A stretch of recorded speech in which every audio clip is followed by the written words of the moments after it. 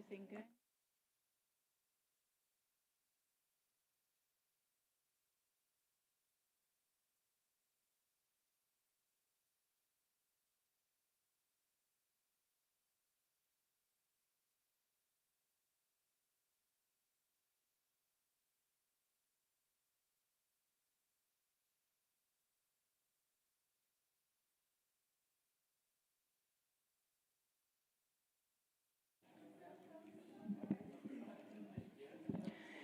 Good morning, everyone, with City Council, and it looks like a lot of participants today. Welcome to this July 20th, 2021 City Council meeting, and we will officially call this meeting to order. We are going to start this morning with our chaplain prayer, and he's going to lead us in pledges as well. So Lorenzo Hatch, please come forward. Dear Heavenly Father, we thank you so much for this beautiful day. We thank you for our beautiful country and our city. Lord, we ask that you send your Spirit upon us to bless this council, to enable us to discern your will so that we may carry it out. We ask that you be with all of our citizens and all the visitors. We ask that you be with our police officers and firefighters and all of our city employees. We ask this in all things through Jesus Christ our Lord. Amen. I pledge allegiance to the flag of the United States of America and to the republic for which it stands, one nation, under God, indivisible, with liberty and justice for all. Honor the Texas flag. I pledge allegiance to thee, Texas, one state, under God, one and indivisible.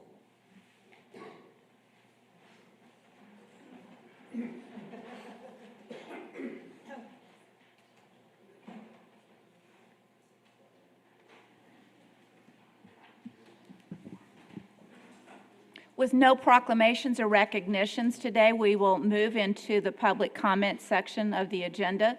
Issues or concerns not on the regular agenda may be raised by the public at this time. Citizens should speak from the podium, address all comments to the dais, begin by stating their name and address or single-member district number, and limit their remarks to less than 3 minutes. I'd like to start by just offering a couple comments on first thing being Ken Landon. As you all know, he passed away last week, and he has been such a tremendous asset to this city. That International Lily Pad is one of the items or locations that when realtors bring people in from out of town, that's one of the first places that they take them. It has brought a lot of international attention to the city of San Angelo, and his contribution has been terrific. We all love fireworks, and I'm not sure what we're all going to do for fireworks next year, but he's been a tremendous, again, asset to the city in terms of knowing how safely to do the fireworks show. So for everyone out there, thank you for your letters of support for Ken Landon and your concern about what will happen to the lily pad. I've had lots of people send me emails or texts asking what the game plan is. They're so concerned that the lily pads will go away and that we won't continue to have them. So there is a plan. They're not going to go away. We know how valuable they are, and they will continue to go forward. I've had many people ask questions about whether the Delta variant of coronavirus has hit the city. I don't have any confirmation one way or the other whether the recent positive tests that we have are the Delta variant, but certainly the number of cases has continued to rise, and so have the number of hospitalizations. We just put it out there that we want to make sure everyone's continuing to take caution and make sure that they're aware that it is aggressively coming back into our community, and hope you all are practicing safe measures. With that, we will open it up for other public comment. Is there any please come forward and state your name, as we said, in your single-member district, and you are limited to 3 minutes. Thank you very much. Thank you. My name is Nelda Martin Nallen, and I reside at 3017 Paladuro. I am in Mr. Hebert's district, and I come to speak to you this morning on behalf of myself and my daughter, Leandra Allen. Over 20 years ago, my daughter was on her way back to College Station to spend the weekend at her beloved A&M, where she graduated from college before she went on into the workforce, and she was in a horrendous car wreck. As a result of that car wreck, she is in a wheelchair, and my husband and myself have had to help her navigate the world in a wheelchair, and it's not an easy thing to do. She resides with me now that my husband has passed at our family home. I had the privilege of listening to a presentation by Del Vasquez about a week and a half ago, in which he discussed beautification of San Angelo downtown. Very impressed with his presentation. But in that presentation, he talked about a ramp that was going to be built to give access at the Chadbourne Street Bridge to the river and back up. And so I questioned him about it. He told me that that was being supervised by a Russell Pohl, who is now, as I understand it, at Centurion Engineering. He had him call me, and we discussed it at length. Now, I need to tell you that there's two things to look at when you're doing what they call a slope. And the reason for that is because federal ADA lines, recommendations, are not the same as Texas. Whether it's because we have a governor that's in a wheelchair or not, Texas guidelines are much more stringent than federal guidelines with the regard to the slant of a ramp. And so we discussed the width of it and I said, I don't think you've ever tried to do this. So I want for you all to imagine today that you have something that weighs 170 pounds or up to 250 or 300 pounds that you're trying to push up an incline. It takes a lot of energy to do that. More importantly, what about when you're coming down? We enjoy, my daughter and I do, going to events here at the City Auditorium. If you have been there when I am taking her down to the handicap seating, you will see me backing her down. The reason is, one time I was bumped, let loose with my right hand from the wheelchair. The slant is enough for centrifugal force to take her away from me, and I'm going running after her to catch her. I'll need you to wrap up your comments, All please. right, thank you. So what I would like you to do is, in the future, when you're doing something that involves ADA, please have someone that's in a wheelchair or actually needs those services on the committee that makes those decisions. Thank you. Thank you. Is there any further public comment today? Good morning. Bob Salas, Neighborhood and Family Services. As a cost-saving measure, the San Angelo has become a regional training center for code enforcement, continuing education, and license renewal. We recently held a very successful training session, and I'd like to thank some of our guest speakers for sharing their knowledge and their time. I'd like to recognize John James, Director of Development Services, Jeff Fisher, Principal Planner, Kathleen Dabbert, Assistant City Attorney, and Shelley Pascal for Stormwater Program Administrator. They shared some key expertise in zoning, planning, stormwater management, legal issues, and professional management associated with code enforcement. we certainly could not have done it without them. So, and a special shout out to Rudy Barra for organizing this event. So thank you. Thank you, Bob. Further public comment? Please come forward.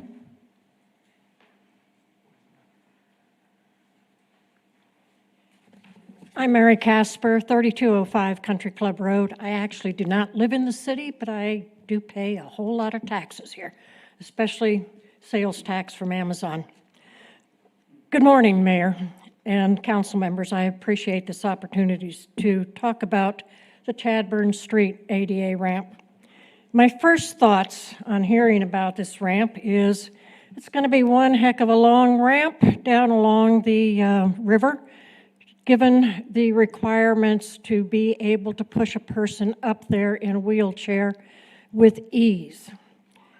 The second one was, all I could envision was Eddie the Eagle from the 1988 Calgary Olympics, who competed for Britain in the ski jumping. I could see him just sliding on down there and taking off and going across the river. My third thought was it's going to be a very attractive nuisance for every skateboarder in town. Then I got to wondering, why a ramp? Did the city receive a lot of requests from the wheelchair-bound population for this to get access from the river up to the street level? Are they not like the rest of us to go ahead and walk from one spot to another, get in our car, and then drive up to the Scoop or then any of the restaurants? That's what I do. It's a whole lot easier. I've looked at the design. It's now 4 switchbacks. Well, that got my memory, my images going, and all I could think of was the Jamaican bobsled team going on down there, and given Snowmageddon, I can foresee that. If we ever get another snow, that's going to have to be blocked off. Why a ramp? Here's 1 in 12, the top. 1 in 16, which is comfortable. 1 in 20, which apparently is a Texas. What I have for all of you is a challenge. Before you vote on this, supposedly it's not a done deal, but then again it might be, because you don't want to lose the money. Part of your job is to go ahead, and if it is a bad idea, to say, no, we're going to eat the loss. I want all of you to pick a ramp, either at Bobcat Stadium, the City Auditorium, or the Coliseum. Put a 140-pound person in a wheelchair, not a light one from the hospital, one that somebody uses all the time with the footrests and everything else, and push that person up and down that ramp for a total distance for this entire ramp, and see how easy it is. The people that should have been consulted, that are the experts in a ramp and how to use them, are the people in wheelchairs. That's who you should have consulted. Surely the city has employees that are in wheelchairs and could have been consulted. Thank you very much. Further public comment? Please come forward.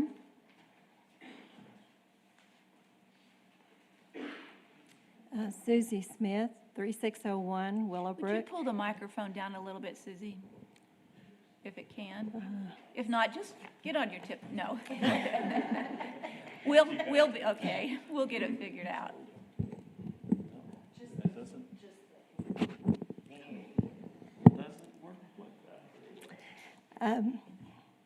My thought when I found out about the ramp was, I just wonder how much. I know we have a wonderful ramp there besides the museum, and I have used it a few times when I've gone on the walk for Life for Walk along the river, which is a wonderful event in April. But I've used it, to avoid the steps sometimes. But the idea of someone using that on a regular basis to push a wheelchair up and a wheelchair down, I just wonder, even that ramp, how often it's used. Thank you. Thank you. Further public comment? Yes, come forward. I can't see over this podium, so my apologies. I saw a hand. Good morning, Council. Good morning, Mayor. morning. My name is Sylvia Martinez. I live at 818, and my council man is Mr. Thomas, I think. I come today because I'm very happy for the houses that you all are letting, people moving these new houses, right? But I live on San Jacinto Street, and that street is very narrow. There's people that abuse, they don't let us even get out of our driveway. And if you're gonna design all these houses and give permits to all these houses, why aren't y'all designing a way that us people that have been there 20 or 30 years can get out of their driveway? Because it's getting ridiculous, Mayor. It is just. Are you meaning that people are parking in front of your driveway? They're parking and their driveway's right here and mine's over here. Okay, and then they park and then they should park by, right here, by the curve. Well, they park like angled. And if there's somebody visiting me or the cleaning lady that helps me, and then how they park, when another incoming car wants to pass, Mayor, they can't pass through. There's going to be an accident. So that's why I came. And I came because the stop at Foster and by Reese Albert, you cannot see. We have to go halfway to the middle of the street so we can go either to the right or to the left. And I'm concerned about that. And I'm very proud of the man that brought up the trash thing because it does need looking into. And thank you, Mr. Thomas, for all you do for our side. I really do appreciate it. Thank you, sir. Would you repeat your address in that street? I didn't catch it. I live at 818 San Jacinto Street. And I suggest, Mayor, if you need somebody to look over there on that side, I volunteer to look the houses that need cleaning and stuff because I would be glad to do it for the city. Thank No you very charge. much. More public comment? With no more public comment, we will close the public comment section with one last comment from me, and that is, Shane, I've gotten tremendous positive feedback on that changing of the lights on Sherwood Way and Southland. So people are really appreciative of how you reworked those signals. Everyone's noticing it. It's made a huge difference. Thank you. Okay, so with that, we'll move into the consent agenda. I will go from each council member to see if there's an item they would like pulled. So I'm going to start with Tommy. Mayor, I'd like to pull item D. Okay, item D is pulled. Tom? Nothing to pull. Harry? Lucy? H. H. Lane? And Larry? Okay, with that, may I have a motion to approve all consent items with the exception of D and H? So moved by Lane. Second. Seconded by Lucy. Any public comment? With none, we will take a vote. All in favor of approving the consent agenda, say aye. Aye. With none opposed, motion passes 7-0. We will now do item D, consider awarding WU-07-21 caustic soda to TR International Trading Company in the amount of $287,550 annually for 1 year with 3 additional 1-year term extensions budgeted for purchase in fiscal years 2021 through 2024, and authorizing the city manager to negotiate and execute all related documents. Allison? Good morning, Mayor, Council. I asked for this item to be pulled because on Friday, we were notified by the low vendor, which is TR International Trading Company, that they were no longer able to honor the pricing. This was due to the freight cost that has, I guess, escalated or elevated to a point that they can no longer provide that chemical at that cost.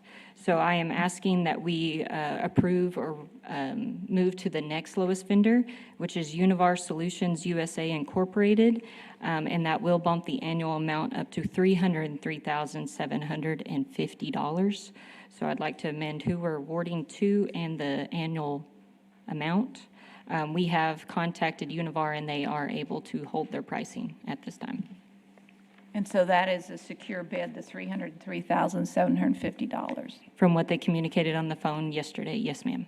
All right, so, and that would be for 3 additional one-year extensions? Yes, this is an annual bid, so if we do see the market, the chemical market right now, especially for chlorine and caustic, we are seeing that those costs are rising rapidly, and so we will rebid if the market stabilizes at the one-year mark.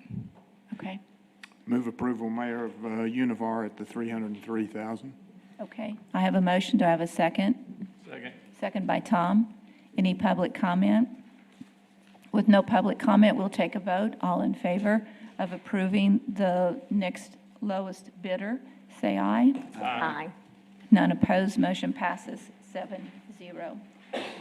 We will move on to item H, and that item is consider a resolution allowing the city of San Angelo to accept a donation of $20,000 for applying chip seal to alleys in the South Ridge subdivision. Patrick, you're on. Yes, ma'am. So this request came to us from the South Ridge HOA to do some enhanced maintenance or chip sealing on their alleyway. That's not typically a service that the city performs, just simply due to a lack of resources.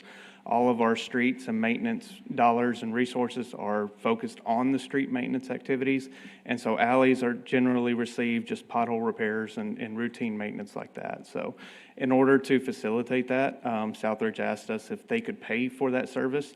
So working with our city attorney's office, we found a way that the Southridge HOA could donate those funds, which allows us to put that in next year's chip seal bid, the actual bid, so that any bidder or any contractor that wants to come in and perform the service is aware of that and brings in the proper machinery to do that particular service. Thank you, Patrick. I just wanted to inform the citizens of what was going on when they would see this, not think that the city was going to go ahead and pay for the services to an alley, because I know we would be getting phone calls going, why do they get their alleys done and everything? So that's mainly what I wanted to bring up. So this is not going to be an in-house work. It's going to be This will not be an contracted out. in-house work. This will be part of our 2022 chip seal program. Okay, thank you. Yes, ma'am. I move Any- to approve this procedure. Okay, a second? Second. Second by Tommy. Any public comment? With no public comment, we'll take a vote. All in favor, say aye. Aye. With none opposed, motion passes 7-0. That concludes the consent agenda. We will move into our regular agenda. Comments regarding items on the regular agenda may be made by the public when each item is discussed as outlined above. Applicants, proponents, and appellants are accepted from the time limit above and must limit their remarks to less than 5 minutes. The first item on the regular agenda, item A, is a presentation and discussion regarding Chapter 7, Health and Sanitation, Article 7.02, Property Maintenance, Section 7.02.063, Weeds and Vegetation of City's Code of Ordinances. Patrick? Good morning again, Mayor and Council. I'm Patrick Furrick, the Assistant Director of Operations. At our last meeting, Councilman Thompson asked us to bring forth a discussion and a presentation about what our right-of-way mowing that the city performs looks like and what we're doing in respect to that. So, let's get the first. So the right-of-way maintenance is dictated by our Code of Ordinances, Section 702.063, which regulates the growth restrictions for weeds and vegetation within the city. You see there A1, it basically dictates that anything that's 12 inches or higher is regulated by code and thus must be maintained by the responsible party. In that definition there, you see it refers to a lot, tract, parcel of land, or portion thereof. That the critical word there is lot, and the definition of the lot in that is not only the property of real property between the property lines that a person owns, but also the distance between the property line from the property line to the back of the curb. If you look there at that definition, the property located between the property line and the curb and the property line in 1/2 width of the alley. That's the extent of the responsibility when it refers to this code for a lot owner. Historically, the city we have a list of areas that we mow on an annual basis on a cycle throughout the city.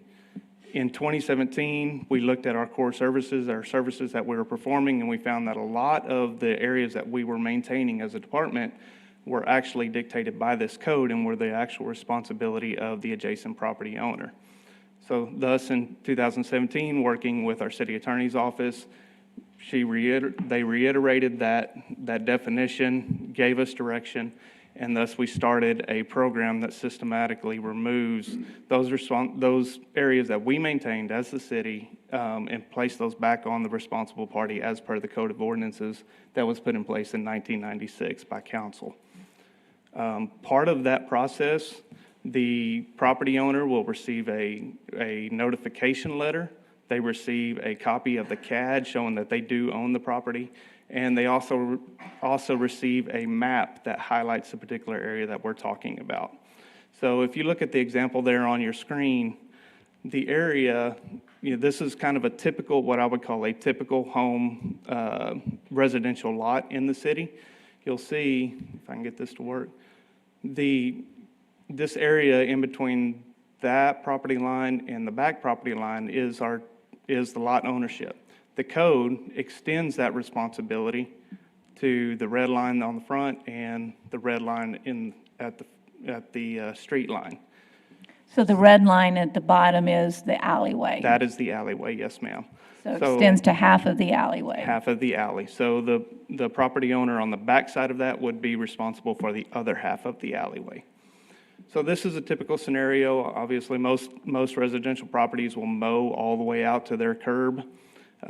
Even though it is right-of-way, that's the way the code dictates. What was happening is in some places throughout town, our crews were going through and mowing that particular stretch in front of a home or along the side or in the back of a property.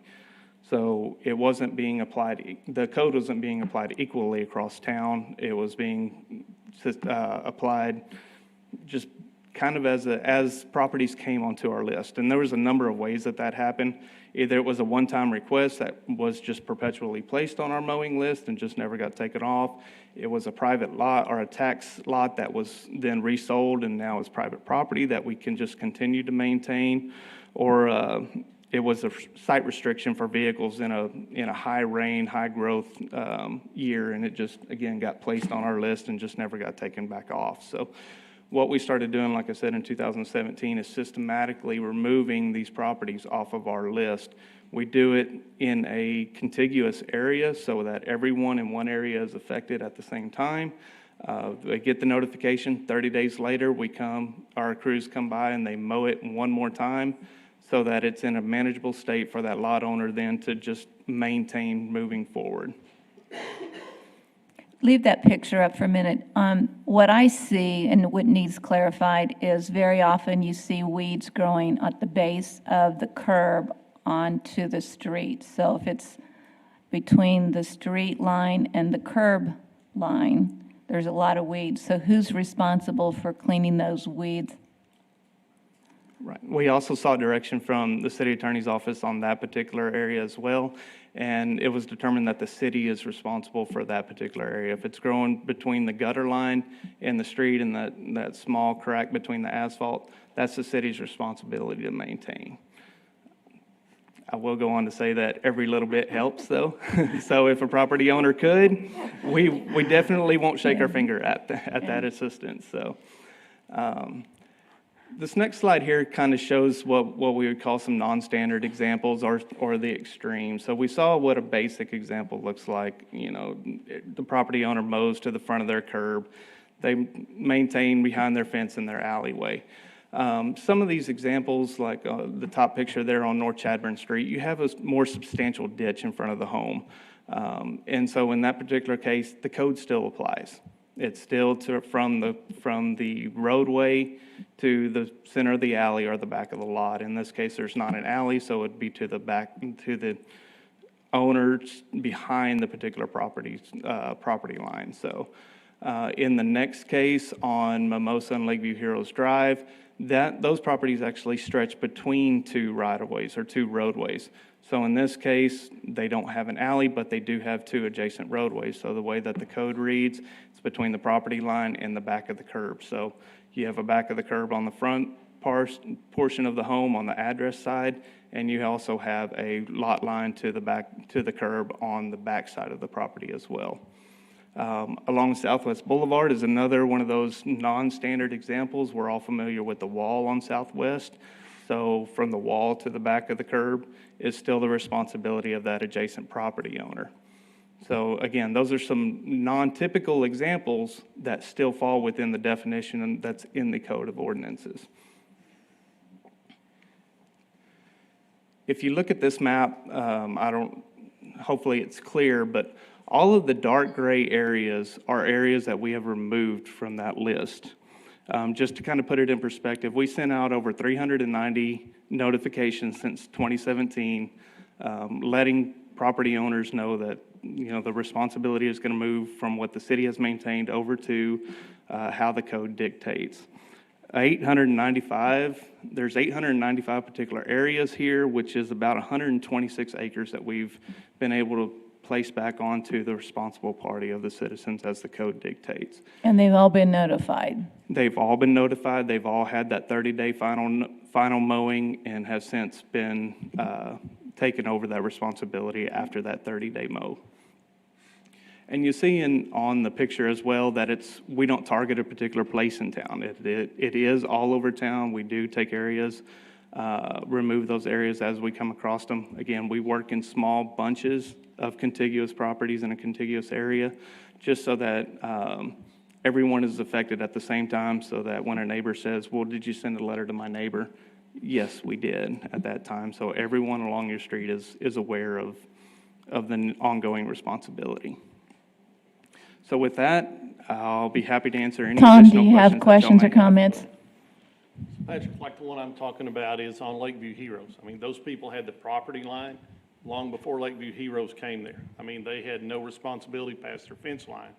Now, because of their fence, which was there prior to Lakeview Heroes, what you're saying is they do have the responsibility from that fence line to the street. As the code reads, yes, sir. Okay, to maintain, because that's been an issue. But what you did clarify is you've done one final mowing. We will. And as long as they keep it to that standard, it's okay. It's okay. Right, so some of them have a fence line there that to clear the brush out of the fence line would be pretty labor intensive. But Clearing the brush out of the fence line isn't what we were talking about in this Okay. in this regard.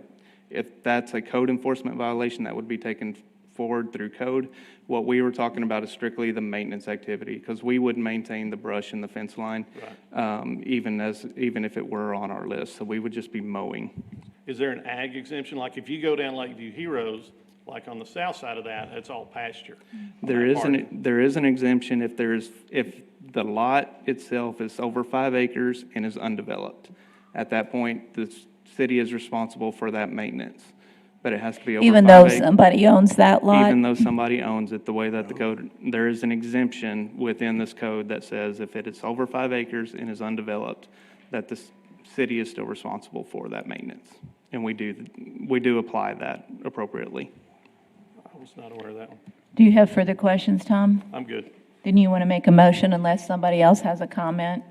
Or do we need to make We're not even we don't voting on know. it. Okay, so we're good. Patrick, I thank you for putting that up. I've had lots of people call about that. I've got lots of I just need people to know they weren't picked on because Right. they were unfortunately in my district. But anyway, long story short, And guilty by just- association. And just to reiterate, every single letter that goes out is reviewed by myself, and/or if there's a question to it, we bring it up to Shane, city attorneys, just to have a good clarification. So none of these are done just across the board. Every one of them is looked at in particular to make sure that the code is applied appropriately for each property, so.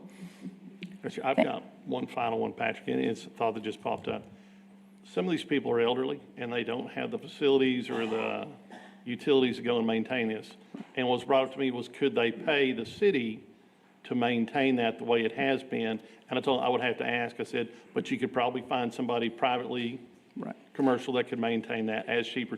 And I'd have to verify with city attorney's office, but at that point, I think we would be competing with private industry, and as I understand it, we're not allowed to compete. I think that gets with- too with complicated. I think we private have to industry. clear black and white ruling on what we do or don't do. Right. I don't think the city could keep up with, today I we want it, couldn't. tomorrow I don't, this one does, that one doesn't. That's just too much bookkeeping work. And so I think it has to be a clear black and white ordinance that says, no, we don't. Hire the private firm. And that is the reason for the 30-day notification, to give them enough time to find somebody to help them out if they need that assistance. All right, cool. Thank you, Patrick. I'm good. Okay, thank you, Patrick. Thank you.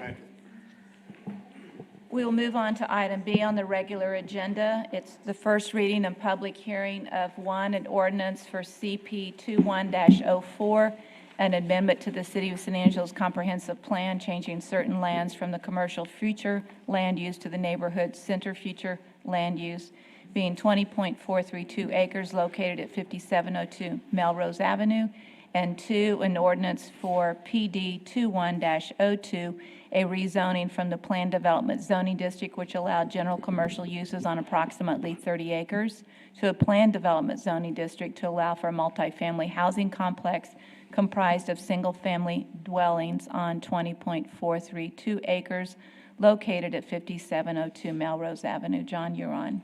Thank you. John James, Director of Planning and Development Services.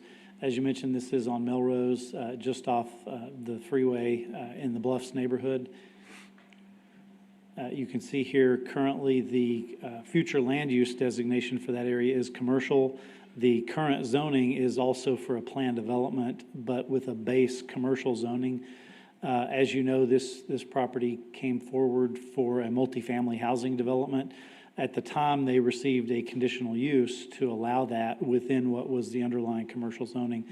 And so now that it's being developed and largely in the process of being developed, because of some things that I'll mention in a minute, we're coming back with this new plan development, but at the same time, we'll be changing the zoning, that underlying zoning to multifamily, which again is how it's being developed as we speak.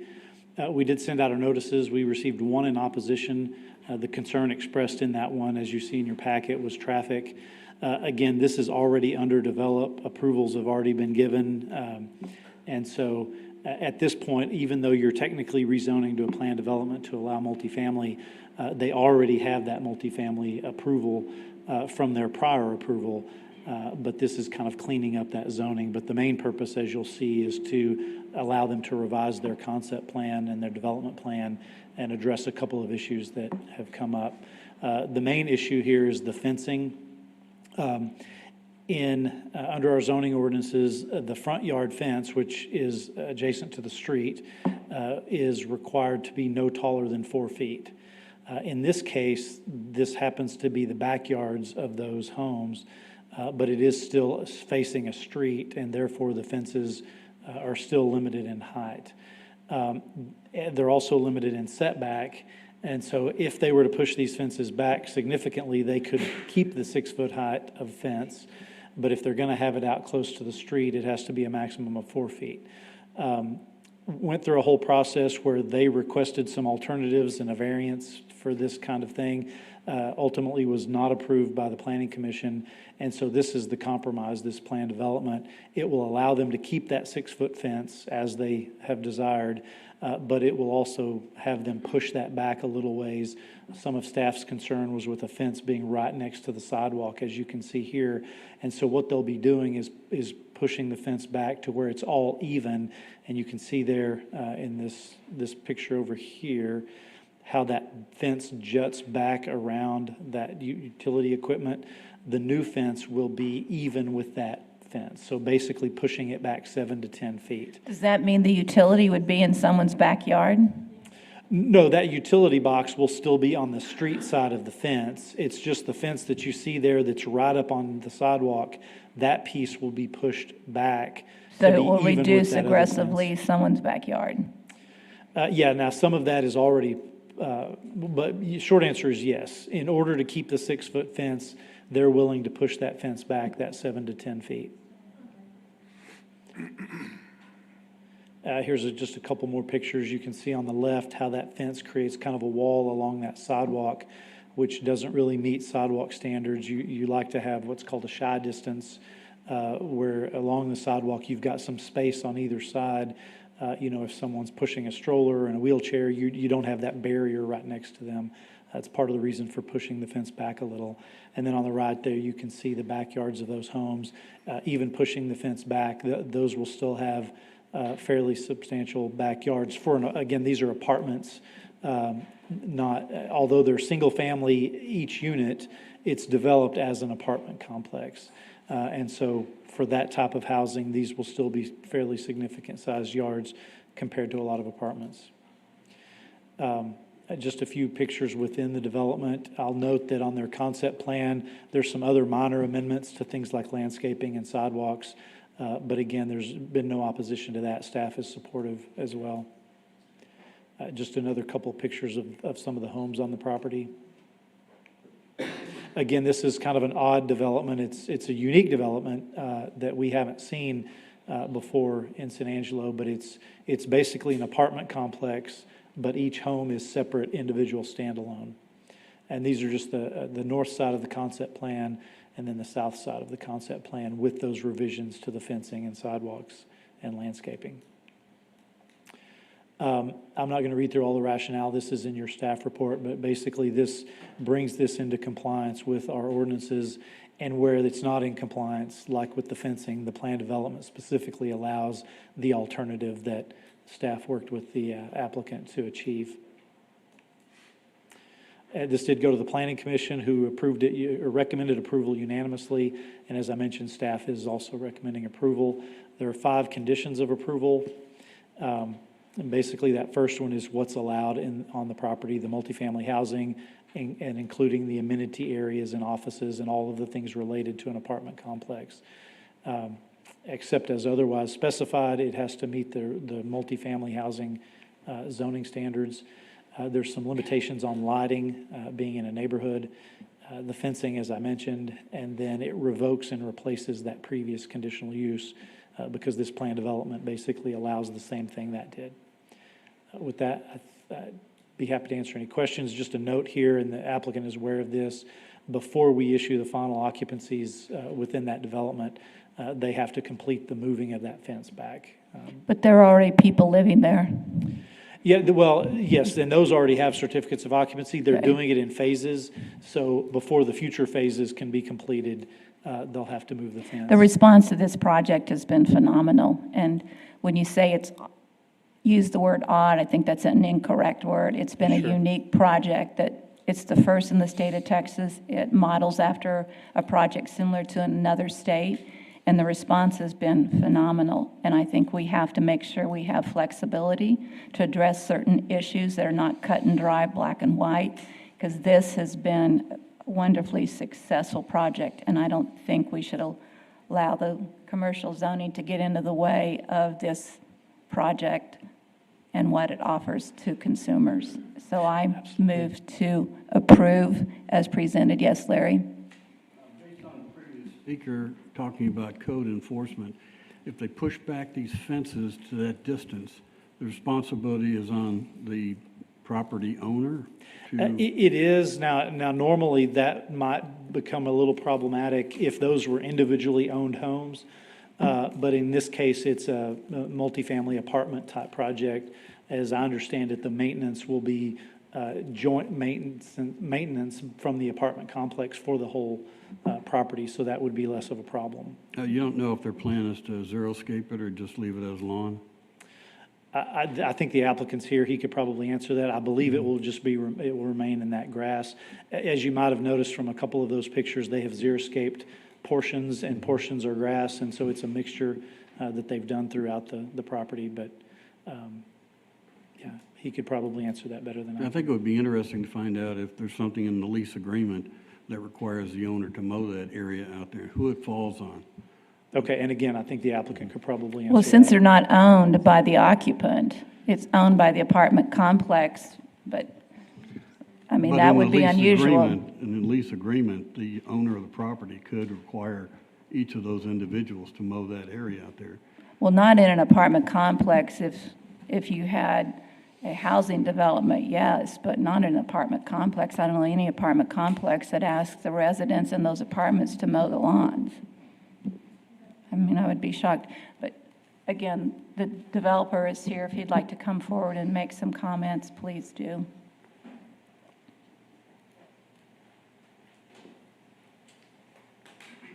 Good morning, everyone. Good morning. Justin Harden, one of the principal owners, here to answer any questions. I guess I'll start with yours.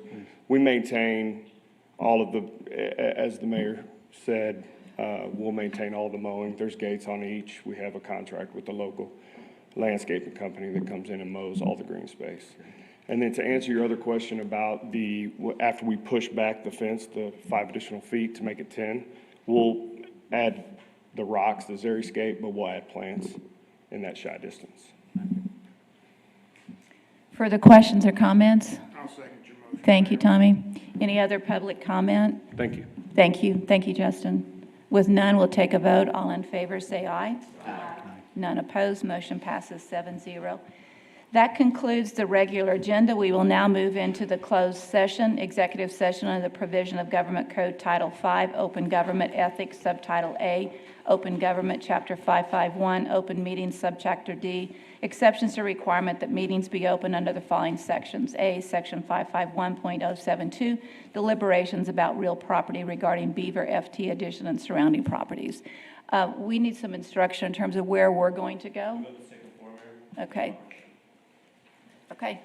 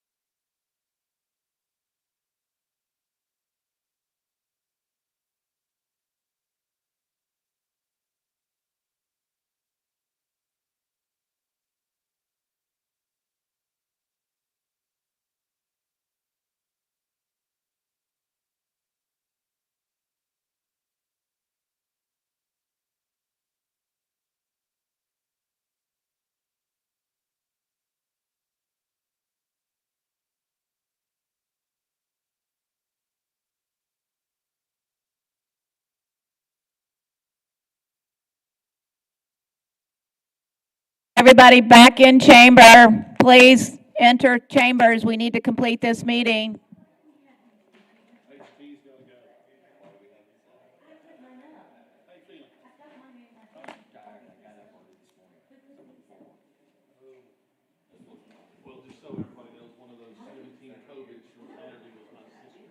Oh, no. She takes my mother in to have her legs looked at. She's sitting in the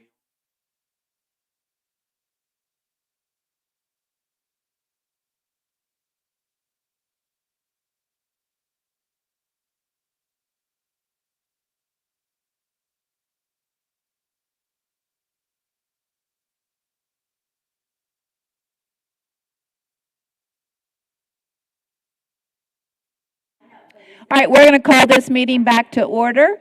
There are no items to discuss in closed session, so we'll move into the consideration of approving various board nominations.